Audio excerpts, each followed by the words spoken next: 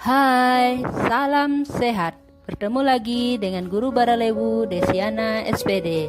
Semoga anak-anakku selalu sehat dan semangat belajar ya. Nah, pada video kali ini kita akan belajar tema 8, yaitu lingkungan sahabat kita. Muatan IPA, kompetensi dasar 3.8, dengan materi yang kita pelajari mengenai siklus air. Oke, bagaimana ya proses terjadinya siklus air? Yuk, pada pembelajaran kali ini kita akan bersama-sama mempelajari tentang yang pertama fungsi air, yang kedua pengertian siklus air dan proses terjadinya siklus air, yang ketiga kegiatan manusia yang bisa mengganggu siklus air di alam, dan cara-cara menghemat air. Tahukah kamu anak-anak bahwa jumlah kandungan air di bumi sebanyak 71% dari seluruh permukaan bumi? Air yang melimpah memiliki peranan yang sangat penting bagi semua makhluk hidup di dunia. Nah, berikut fungsi air bagi tumbuhan. Bagi tumbuhan, air berfungsi yang pertama sebagai bahan proses fotosintesis, yang kedua sebagai pelarut zat hara, dan yang ketiga sebagai tempat hidup beberapa jenis tumbuhan air. Seterusnya, bagi hewan, air berfungsi untuk minum, untuk membersihkan tubuh, dan sebagai tempat tinggal makhluk air. Sedangkan bagi manusia, air memiliki peranan dan manfaat yang sangat banyak sekali.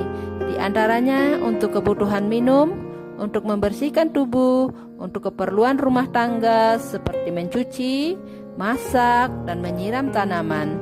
Selain itu, air dapat digunakan sebagai jalur transportasi dan pembangkit tenaga listrik. Pengertian siklus air. Siklus air adalah perjalanan air di alam semesta yang berupa rangkaian berbentuk alur melingkar dan tidak pernah terhenti. Siklus air pada umumnya berlangsung dalam jangka waktu yang tetap dan terus-menerus.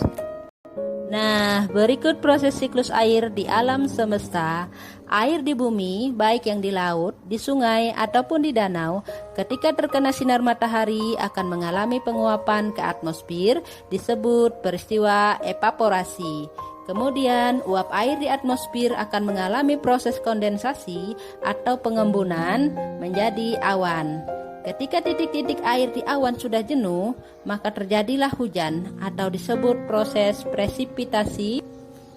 Air hujan ini ada yang terserap menjadi air tanah dan ada yang menjadi air limpasan yang mengalir di muka bumi, membentuk laut, sungai, ataupun danau. Dan ketika adanya hawa panas akan kembali menguap ke atmosfer. Begitu seterusnya proses siklus air di bumi. Sehingga dapat disimpulkan bahwa jumlah air di bumi cenderung tetap, hanya wujud dan tempatnya yang berubah.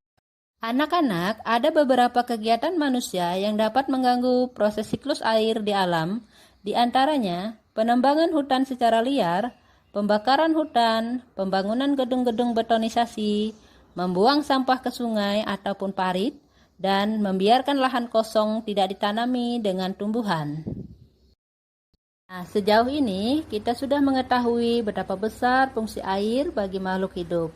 Oleh karena itu, kita harus bisa melakukan gerakan hemat air dan mencegah terjadinya gangguan proses siklus air di alam, di antaranya dengan cara yang pertama, selalu tutup keran setelah digunakan.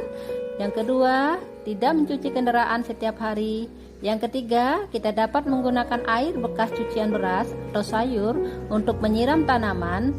Dan alangkah bijaknya jika kita memanfaatkan air seperlunya dan tidak berlebihan.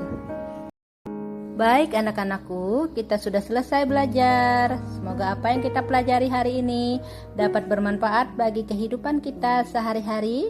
Sampai bertemu di pembelajaran berikutnya.